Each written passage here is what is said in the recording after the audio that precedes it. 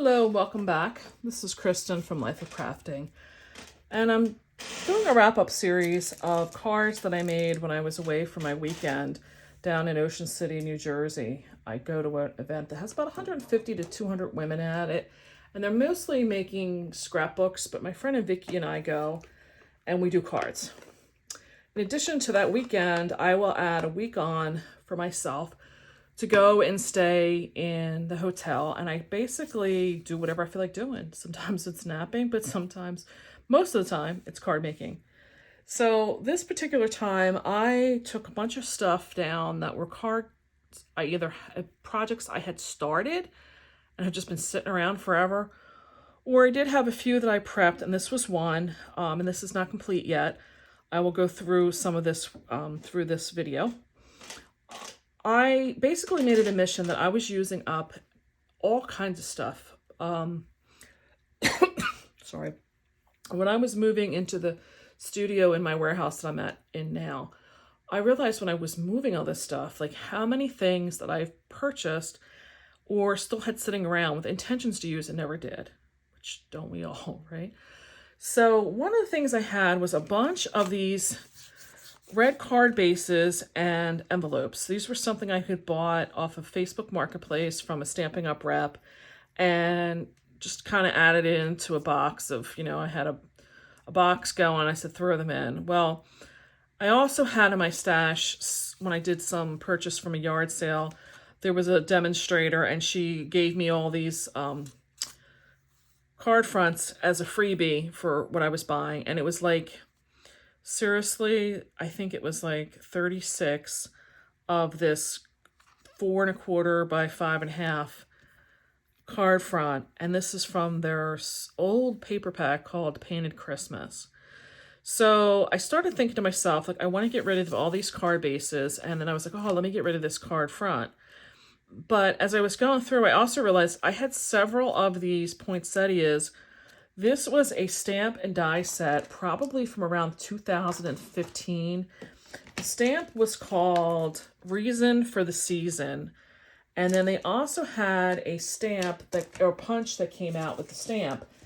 And it was probably one of the most popular things of that Christmas catalog because of how much you could do with it and make it into like this 3D version. I really was loving. I think it came out very beautiful.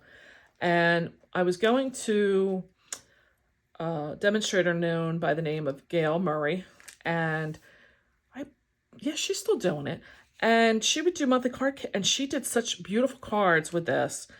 And she came up with this color combination where she was using the Mossy Meadow cardstock, and you would stamp it with Mossy Meadow ink on it, but first you had to stamp it off and then do it, and just added some nice veining. And then the real red with what she was using was the crumb cake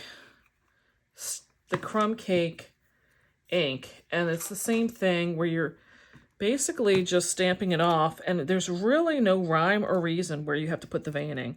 And it's nice because the veining is subtle enough. You see it, but you don't. You can see it, but it's not very bright. So I was really loving her presentation of this and enjoying the process of making these because you could, do these in a production line. So what I found when I started going through was I had several of these, like 2 or 3 of these made, and then a bunch of these petals already punched out. So I also found in my stash, I had 2 of these other, I think this may be like an Impression Obsession or Spellbind. I think this is Spellbinders, poinsettias. And I was like, you just got to use this stuff up, Kristen. Like, get rid of it. So another thing I had was, I had several of these ribbons already cut to a card front. This particular one has some staining from me gluing it on there. But so I thought, I'm just throwing all these things together, and I put this together And when I started to do this, I realized that these bases are not the A2. They're longer. And then as I started putting them together, I realized this is like a poppy red color, and they're not like the real red. And I thought, you know what?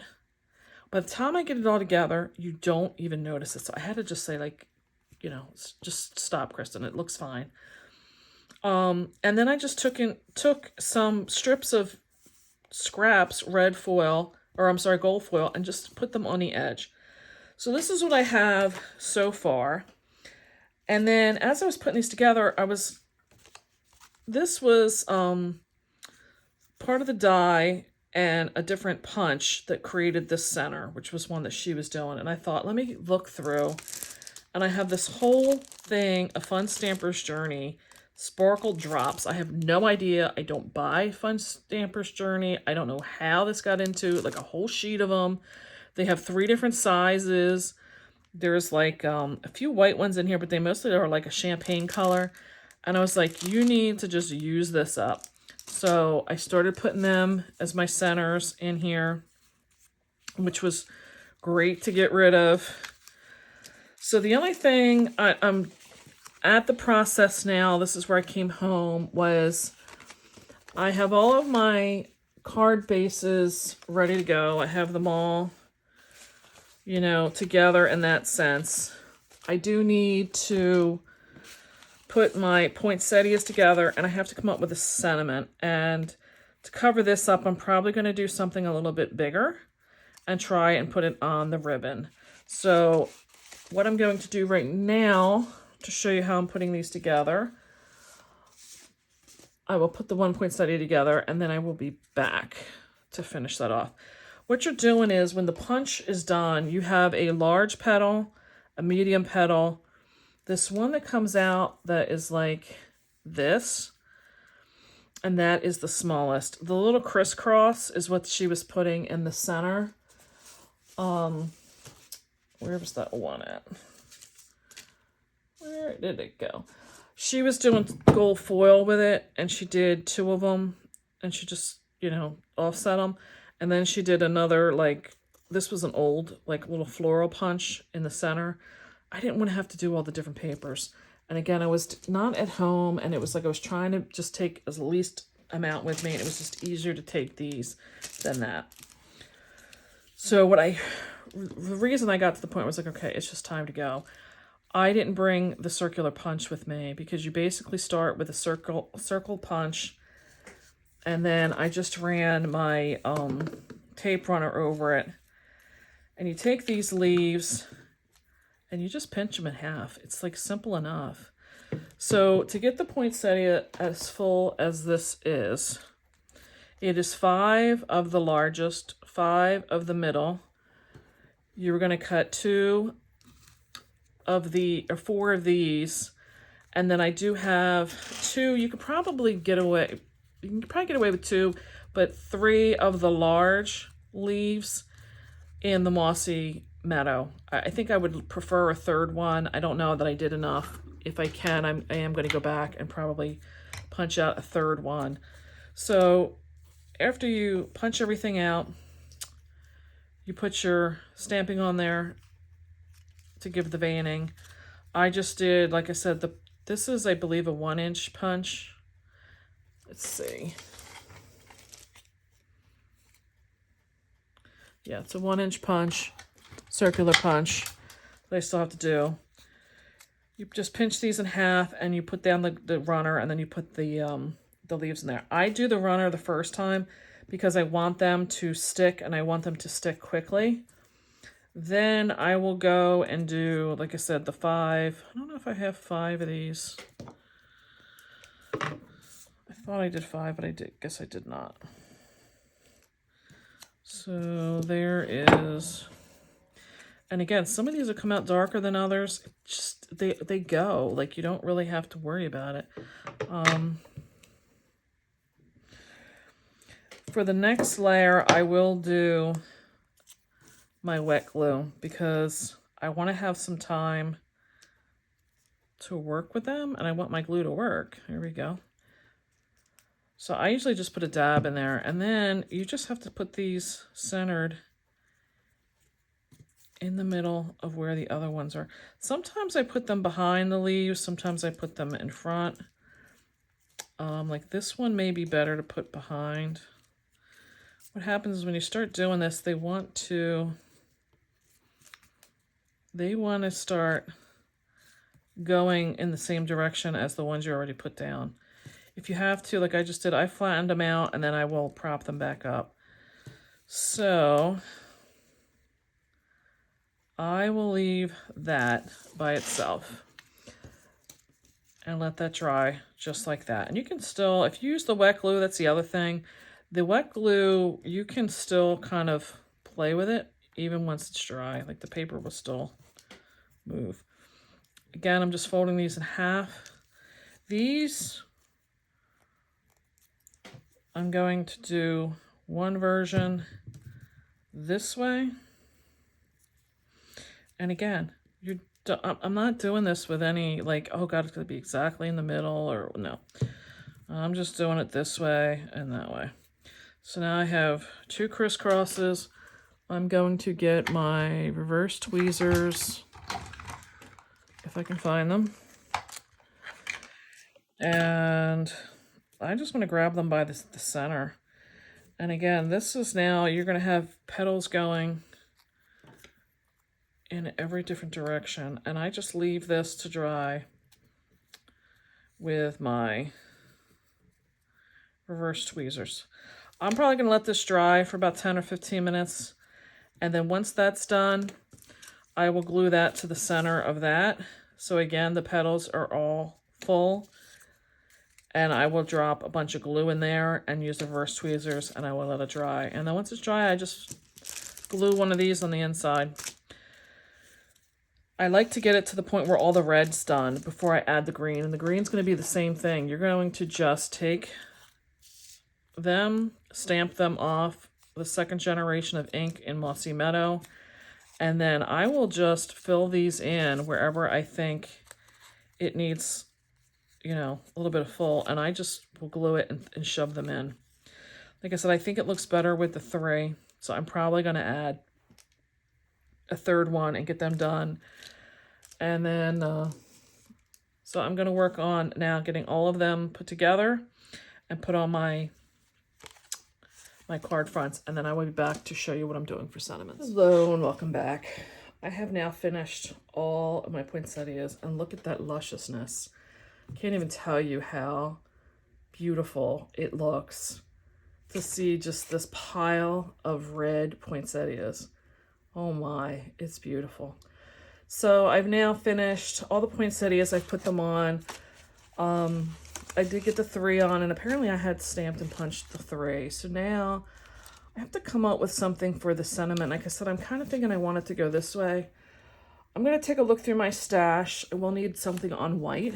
I know I had something in there that I could use up, but it's on cream, and I really can't use them for this. So I will be back, but I just wanted this all in one shot because it just, this punch, I don't know that I'm ever going to part with it because it does do a great job punching out. And it's just, the dimension comes in just pinching those papers. So it looks like, you know, it may be difficult to get into an envelope, but you can just push them flat. With the center being what it is, I don't know that you're going to get away with.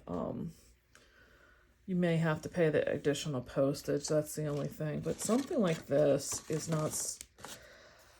to me, I've used it on wine bottle tags. I've used it on regular tags, cards.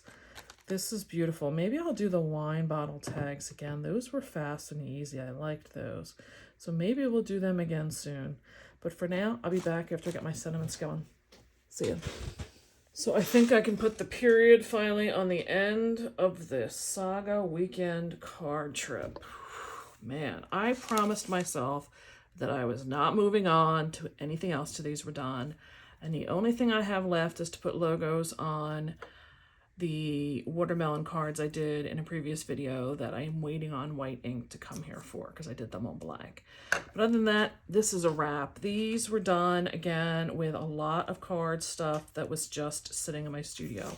From the guard bases to some of these poinsettias that were punched out already together These were, again, a card base layer that was given to me at a yard sale as a freebie. I'm using up some of my ribbon. This was done on a piece of scrap paper. These are 1/4 inch wide strips of white, and I saw them. I thought, let me grab them because I needed white.